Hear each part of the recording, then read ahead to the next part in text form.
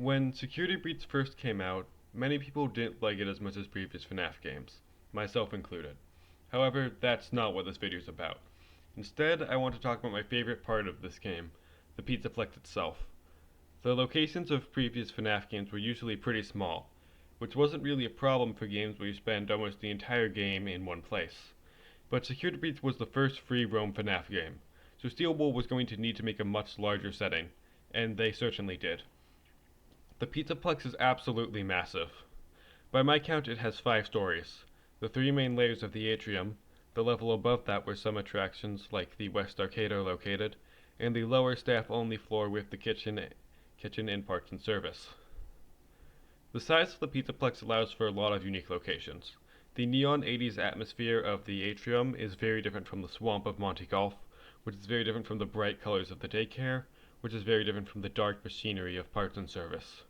This helps the game feel less repetitive, as most of the locations have their own vibe. Another thing I like about the Pizzaplex that I don't see a lot of people talking about is that it seems to have been built to be secure. There are staff bots everywhere, loads of cameras, and a lot of security doors. Gregory even asked why a pizza place would need so much security at one point, to which Freddy responds that they are required measures due to past incidents. The reason why I personally think that this is a good thing is that it makes the game scarier, which I know sounds counterintuitive, but hear me out. Despite all of the security that was put into this place, the player still isn't safe, which adds to the fear by both making the virus feel more threatening since he was able to get past all the security. Sorry for the failure to talk. And it also creates a sense of irony that adds to the fear. I know it's not technically horror, but the original Jurassic Park is a good example of this. The movie spends a good amount of time trying to make the facility feel like it was built to be secure and state of the art, so that when something goes wrong, it feels a lot more tense. The last thing I really like about the Pizzaplex is just the general atmosphere of the place.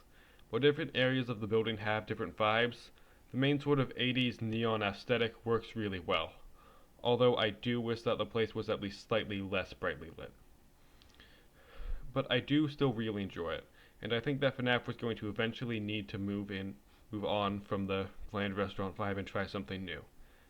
And if it was well executed, it could add to the horror rather than take away from it. That's about all I want to say. I don't like saying this, but if you could hit the like and subscribe buttons, it would be greatly appreciated. Anyways, that's about all I want to say. See you later.